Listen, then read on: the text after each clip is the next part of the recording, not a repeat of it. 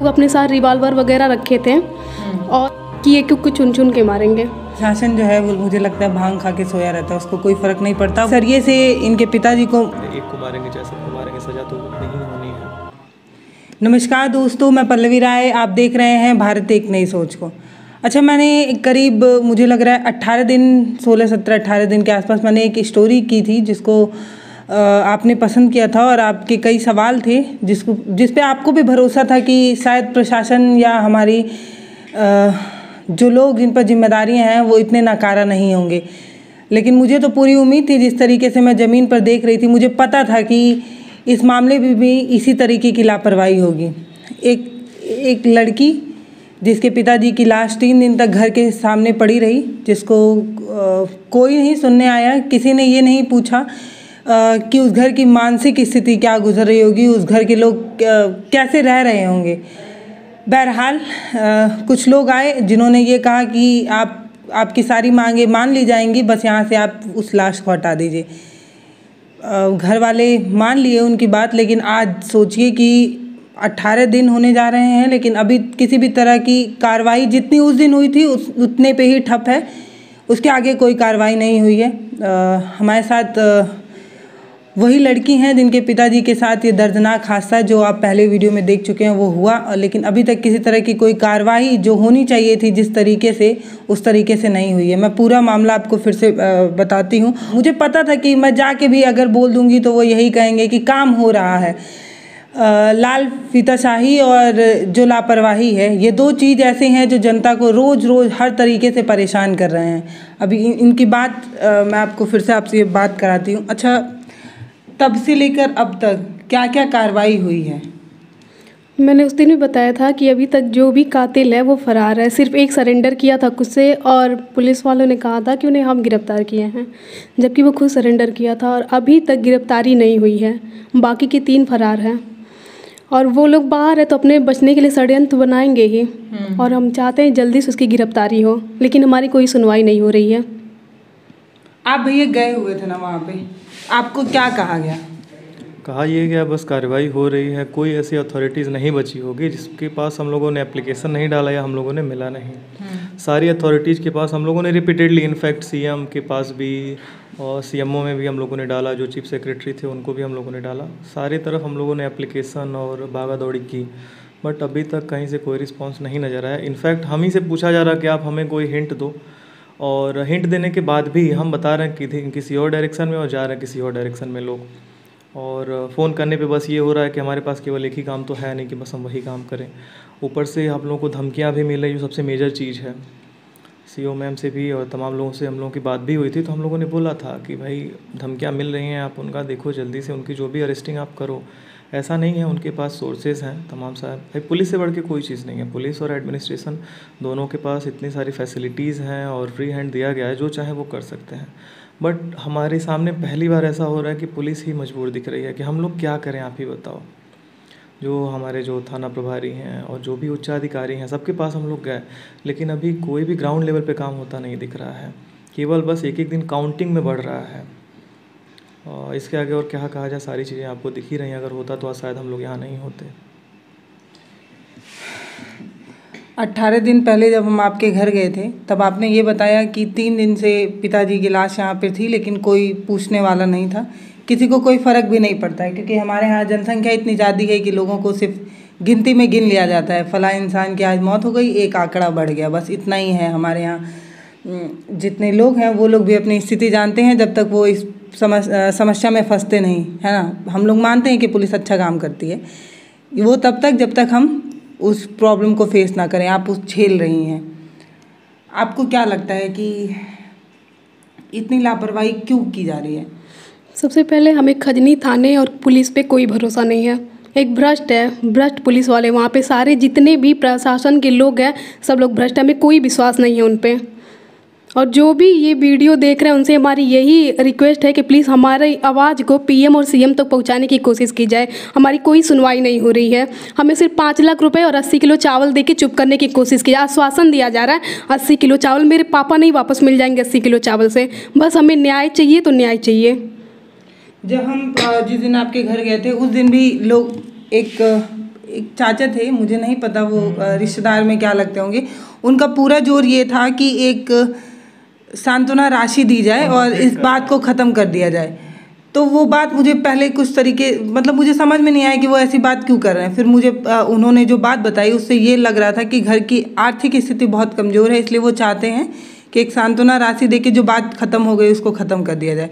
लेकिन आपसे जब बात हो रही थी तो आपने ये बताया कि मुझे पैसा नहीं चाहिए, मुझे न्याय चाहिए। 5 लाख रुपए देने से हमारी ज़िंदगी नहीं कट जाएगी। 5 लाख रुपए में शायद उससे ज़्यादा हमारे एजुकेशन में लग गया होगा आज तक। सिर्फ हमें न्याय चाहिए, सिर्फ न्याय। हम आवाज़ हमारी दबने वाली नहीं है और ना हम शांत होने वाले हैं। जब तक सबको सज़ा नहीं मिलेगी हम ऐसे ही लड़ते रहेंगे। अच्छा, उसमें उस जो घटना थी उसमें आपने कितने लोगों का नाम दिया हुआ था और अभी तक कितने लोग गिरफ्तार हुए? टोटल 6 लोग नॉमिनेटेड थे और एक अननोन पर्सन था। तो जो अननोन पर्सन आइडेंटिफाई हो गया उसका भी नाम हम लोगों ने दे रखा है। अच्छा। बट अभी तक टोटल 7 हैं उसमें से, और एक को तो पुलिस ने, जो अननोन था अभी जो नोन हो गया है, उसको पुलिस ने वापस छोड़ दिया है और वो अपनी ड्यूटी पे जा चुका है। और दूसरी बात, हमने वो चीज़ तो मैं रिवील नहीं करूँगा, थोड़ी कॉन्फिडेंशियल है मैंने क्या किया है। बट जो अभी जो जिस ज़मीन के लिए जो विवादित ज़मीन थी, विवादित क्या, वो हम लोगों की क्लैरिफाइड ज़मीन थी। हम फिर सारे एसडीएम या एडमिनिस्ट्रेशन ने बोला था कि हम पैमाइश एज सुन एज पॉसिबल करा देंगे। हमने एप्लीकेशन भी दिया, डीएम को भी दिया, एसडीएम को भी दिया। और इनफैक्ट एसडीएम ने ऑर्डर करके कानूनगो को बोला था, मेरे सामने ही ऑर्डर करके उन्होंने पेपर पास किया हुआ था। कानूनगो से मेरी बात हुई कि आप मेरी ज़मीन की पैमाइश कब करा रहे हो। कानूनगो ने स्ट्रिक्टली बोला कि अभी ऊपर से ऑर्डर नहीं आया तो कैसे करा दें।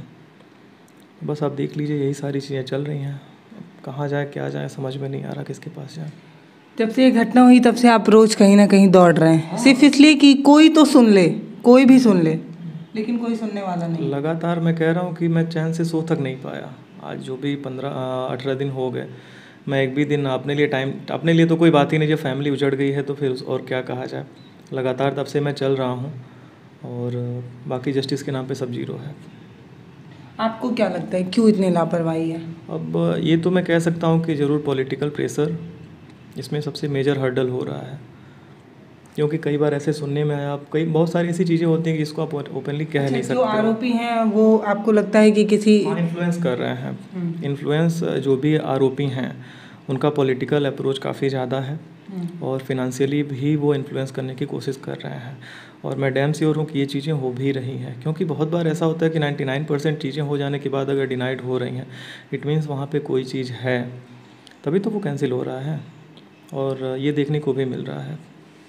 आप बता रही थी कि किसी की गिरफ्तारी हुई थी, फिर बाद में उन्हें छोड़ दिया गया था। हाँ, उनकी राजेश दुबे की चचेरी बहन थी, मतलब अविनाश की बहन है। अविनाश अभी पकड़ाए नहीं है, अविनाश और टिंकू हैं।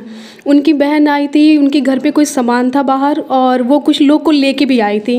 वो लोग अपने साथ रिवॉल्वर वगैरह रखे थे और हमारे घर के बाहर के रास्ते गए, हमें पूरी धमकी देते हुए कि ये क्यों चुन चुन के मारेंगे। फिर इन्होंने क्या किया, अपना वो गेहूँ वगैरह बाहर था उसको बिटोरने लगी और हम लोगों ने, मतलब गांव के लोग इकट्ठा होकर उन लोगों को पकड़ लिया कि पुलिस वाले आएंगे, हम लोग दिखाएंगे ये लोग आए क्यों यहाँ पे। और उनका फ़ोन हम लोगों ने लिया। जो लोग अभी गिरफ्तार नहीं हुए हैं उनसे 2 घंटे 3 घंटे पहले उनसे बात हुई थी और भैया ने बोला था कि हम एसएचओ के हाथ में देंगे, हमें और किसी पे विश्वास नहीं है। खजनी पुलिस पे आईबी को दिया था कि हमें खजनी पुलिस पे बिल्कुल भरोसा नहीं है।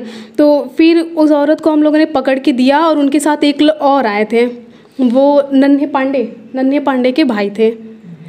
तो फिर ये लोग ले गए, हमें पूरा आश्वासन दिया कि नई गिरफ्तारी होगी, इन लोग से पूछताछ होगी, जबकि उसको पता था कि बाकी लोग कहाँ हैं।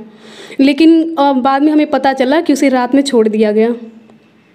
शायद उससे अच्छे से पूछताछ होती, वो पूरा बताती, क्योंकि उसके कॉल डिटेल हम लोगों ने चेक की थी, तो पूरा। तो जब आपने महिला को जब सौंपा तो आपने नहीं बताया कि फ़ोन में सारे डिटेल वगैरह हैं? एक्चुअली हुआ क्या कि जो महिला थी और जो पुरुष थे उनके फ़ोन पे लगातार फ़ोन कॉल्स आते रह रहे थे कि क्या कंडीशन है, कोई बात तो नहीं है, सब कुछ ठीक तो है। स्टेटस लोग अपडेट करने की कोशिश कर रहे थे, स्टेटस लेने की कोशिश कर रहे थे। तो हम लोगों ने एक्चुअली वो फ़ोन भी उसका छीना और हम लोगों ने स्पीकर पे बात कराने की कोशिश भी करी थी। तो इससे ये सारी चीज़ें रिवील हुई। तो हम लोगों ने एसएचओ और सीओ और इनफैक्ट एसएसपी से भी ये बात हुई थी कि ये सिनेरियो है यहाँ का। तो इसके बाद हम लोग जब ऊपर से दबाव आया कि नहीं आप लोग कानून हाथ में मत लीजिए, सीओ मैम थी तो वो उल्टे इतना हड़काने लगी कि ऐसा लग रहा था कि हम लोग दोषी हैं, हम लोग की एक जान चली गई है वापस। उनके कहने का मतलब था कि एक महिला को आप कैसे पकड़ लिए, उनका फ़ोन कैसे छू रहे हैं। तो इसीलिए हम लोगों ने सारी चीज़ों की क्लिपिंग भी ले रखी है कि कोई हम लोगों को ये ना कह सके कि हम लोगों ने कानून हाथ में लिया था। कानून हाथ में लेना इन द सेंस ये हुआ कि पहले वही पुलिस हमसे कहती थी कि आप कुछ हेल्प करो। मैं जब हेल्प कर रहा हूँ तो फिर आप मेरे को ही बोल रहे हो कि आप कानून हाथ में मत लो। चलो ठीक है, इनकेस ये चीज़ें हो भी गई, मानता हूँ गलती है, बट आप क्या कर रहे हो उससे? आपको तो उससे एविडेंसेस लेने थे, कलेक्ट करने थे ना। उसके पास लगातार कॉल आ रही है, मैंने देखा उसके नंबर पे, तो आप क्या कर रहे हो? इतनी सारी टीमें लगी, सुनने में आ रहा कि तमाम सारी टीमें, रिवील नहीं करूँगा, बट उसके बाद भी कोई अभी तक एडवांटेज नहीं मिला, कोई भी हम लोग को प्रॉफिट नहीं हुआ कि इवन एक भी। और जो 3 गिरफ्तारी हुई है वह टोटली वेल प्लान्ड सरेंडर था। बाकी उसके अलावा 4 जो भी कल्प्रिट है वो तो भगे हुए हैं ना आराम से। तो अगर आपके अंदर कैपेसिटी, 18 दिन में ढूंढ नहीं कुछ नहीं, पुलिस सुनने में तो आता है कि यहाँ जा रही वहाँ जा रही, लेकिन भगवान जाने कहाँ जा रही, क्या कर रही है। आप जब जाते होंगे तो आपको गिनाने के लिए कई ऐसे काम है जो वो गिना सकते हैं कि मैं ये इतने दिन में ये किया, काउंटिंग होती है। गिनाना क्या है कि बस ये कहते हैं कि हमने यहाँ दबिश डाला, अब आप ही बताइए क्या करें। ये लैंग्वेज होता है कि हम प्रकट तो नहीं कर सकते। सीईओ मैम इनसे बात ही नहीं करती हैं क्योंकि कहती हैं कि हम तुमसे बात नहीं कर पाएंगे। इनसे सीधे बात ही नहीं करती हैं क्योंकि पता है ना इनकी बात का जवाब उनके पास है नहीं, वो इनसे बात ही नहीं करती हैं। जब हमारे प्रशासन को काम नहीं करना होता है तो उसके पास कई बहाने होते हैं। अब वो आपको बताएंगे कि इतने फाइल्स पड़े हुए हैं, कितने दिन तक आपके केस के पीछे दौड़े, ये भी कह सकते हैं। कुछ दिन बाद ये कहेंगे, यही एग्जैक्टली कहा भी जा रहा है। अच्छा, कहा जा रहा है ये? हाँ, ये ऑलरेडी कहा जा रहा है। ठीक है, ऐसा लग रहा है कि जैसे हम ही से एक आशा की उम्मीद रख रही हो पुलिस की, ठीक है भैया हमें बख्श दो, अभी थोड़े दिन के हम लोगों को रिलैक्सेशन और दे दो। बस यही चल रहा है। हमेशा जब भी जाता हूँ तो ये सुनने को मिलता है। वो ये बोलते हैं कि अभी बहुत से केस पेंडिंग हैं, फाइल दिखाई जाती है कि आप देखो ये केस है भैया, बहुत काम है, हमारे पास मैन पावर कम है। ये हमेशा सुनने में आता है। आपकी आखिरी मांग क्या है? आप क्या बस मुझे जितनी जल्दी हो सके हेमंत दुबे उर्फ संजू और अमन सनी, इन 2 लोगों की गिरफ्तारी चाहिए, जितनी जल्दी हो सके उतनी, वरना फिर हम धरना पे बैठेंगे। बस हमारे पास लास्ट ऑप्शन यही बचा है। आपको लगता है कि धरना पे बैठने के बाद हमारी जब तक नहीं सुनेंगे तब तक हम बैठे रहेंगे।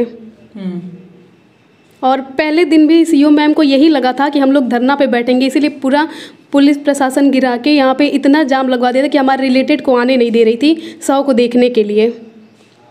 हमारे गांव से 5 किलोमीटर दूर चारों तरफ से उस टाइम पूरी चारों तरफ से बैरिकेडिंग हो रखी थी। तो मुझे जैसे ही पता चला कि रोका जा रहा है तो मैंने स्ट्रिक्टली बोल दिया सीईओ मैम से, मैसेज उनसे डायरेक्टली तो नहीं बोला, मैसेज कन्वे करवाया कि आप पहले जो भी मेरे रिलेटिव्स हैं उनको आ जाने दो। ये आपका राइट नहीं है कि आप मेरे चारों तरफ के एरिया को अबेंडन कर दो। तो फिर जब उनको लगा कि हाँ मैटर ज़्यादा फैल जाएगा तो उन्होंने फिर क्या किया कि जो भी बैरिकेडिंग थी फिर हटवा दिया और मेरे सामने बुलवाया कि नहीं किसी को रोका नहीं क्या है। जबकि मेरे 2-3 खास लोग थे, मेरा तो खुद घर का ही एक भाई था, मैंने भेजा हुआ था उसको बर्फ़ का टुकड़ा लाने को भेजा था, तो उसको ही रोक लिया गया था। तो जब मैंने बोला तो फिर उसके बाद से बैरिकेडिंग हटाई गई। खैर वो तो बात की बात है, बट आगे का बस ये है कि जो भी है गिरफ्तारी जल्दी हो और जो भी हमारे परिवारीजन की सुरक्षा सबसे पहले जो मैंडेटरी है। और तीसरी चीज़ है कि जिस ज़मीन के लिए ये चीज़ें हुई हैं उस ज़मीन की पैमाइश जो भी उच्चाधिकारीगण हैं जैसे भी हो सकता है वो कराएं। और अभी उनका लाइसेंस भी है हथियार का, जो भी वो भी अभी सुनने में तो नहीं आ रहा कि कहीं अभी निरस्त हुआ है जो भी चीज़ें। तो ये सारी मतलब एक घटना होने के बाद भी अभी उनके लाइसेंस जो उनका हथियार है उसको भी जब्त करने की कोशिश नहीं की गई। अभी कुछ भी नहीं हुआ। तो हमारा प्रशासन जो है वो मुझे लगता है भांग खा के सोया रहता है, उसको कोई फ़र्क नहीं पड़ता। वो शायद इंतज़ार करता है दूसरी अनहोनी हो तब जो है हथियार को जब्त किया जाए। सोचिए कि अभी एक सरिये से इनके पिताजी को उन्होंने चोट की। एक सिनेरियो में बताना चाहूँगा। मेरे घर के पीछे हमारे एक चाचा जी लगते हैं विनय तिवारी, तो एसएसबी में है। तो उनके घर उनकी एक ज़मीन लग रही थी, तो सेम यही जितने 6 आरोपी थे, है ना, 6 और 7 आरोपी, इन्होंने अपने उसी हथियार के साथ उनके घर पे चढ़ाई कर दी हुई थी। उन्होंने ट्विटर पे यूपी पुलिस को टैग भी किया हुआ था, पुलिस आई भी थी। ठीक 1 से 1.5 महीने की बात है, हाँ 1 या 2 अप्रैल के आसपास की ये बात है। और 16 मई को घटना मेरे घर घटित हो गई। अगर पुलिस उस टाइम सचेत रहती तो शायद मेरे घर की अनहोनी नहीं होने पाती। और उन्होंने पुलिस को इन्फॉर्म करने की कोशिश भी किया था, पुलिस आई, लेकिन पता ही है अगर पुलिस इतनी एक्टिव रहती तो शायद आज ये दिन ना देखना पड़ता। देखिए एक घटना जो पहले हुई जिसको लेकर ट्विटर पर उन्होंने यूपी पुलिस को जागरूक करने की कोशिश की, लेकिन यूपी पुलिस अपने भांग के नशे में इतना चूर था कि उसको कोई फ़र्क नहीं पड़ा।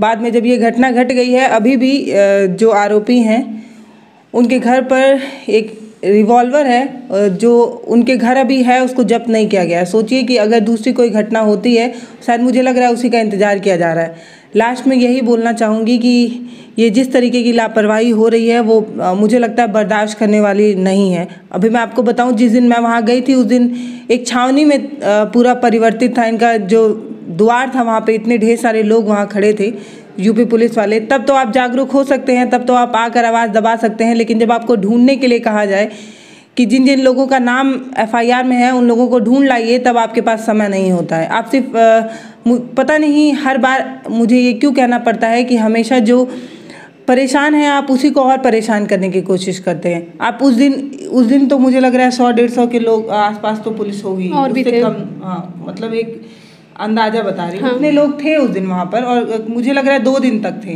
ना। कितने दिन तक थे? 2 दिन? 3 दिन। डिप्लॉयमेंट 3 दिन तक था। धीरे धीरे उनका जो डिप्लॉयमेंट था वो कम हुआ, और आज स्थिति ये आ गई कि एक बमुश्किल एक रहता है। ऐसा नहीं है, अभी भी जो आरोपी हैं वो बाहर हैं। खतरा तो बना ही है। गांव में वो जो भी उनके चाहने वाले आसपास हैं उनके थ्रू मैसेज कन्वे करवाते हैं कि चाहे एक को मारेंगे चाहे सबको मारेंगे, सज़ा तो उतनी ही होनी है। तो और बाकी कई बार हमसे समझौते का भी दबाव बनाया गया कि नहीं आप कर लो, नहीं तो फिर हम मार देंगे, तमाम चीज़ें। बट अब क्या बताया जाए, ऐसा लगता है कि शायद हमने ही केस फाइल करके कोई गलती कर दी। मरा तो मरा, हम लोग को छोड़ देना चाहिए था। कभी कभी ऐसा रियलाइज़ होता है, बट देखते हैं कहाँ तक चलता है। लोकतंत्र में एक बेटी ने ये सोचा कि अगर वो आवाज़ उठाएगी तो वो सरकारें या वो हमारा प्रशासन ये समझेगा कि जिस महिलाओं को आप आगे करने की बात करते हैं, वही एक लड़की आपसे गुजारिश कर रही थी कि मेरे पिता के जो आरोपी हैं उनको जल्द से जल्द सज़ा दी जाए, लेकिन आपने नहीं सुना।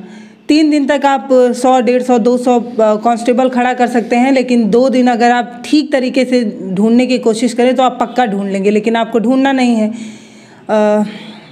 लास्ट में यही कहूँगी कि जब मैंने कमेंट पढ़ा था तो कुछ लोगों ने लिखा था कि पिताजी गए लेकिन एक सांत्वना राशि और अनाज तो दिया है हमारे प्रशासन ने, उतना काफ़ी है।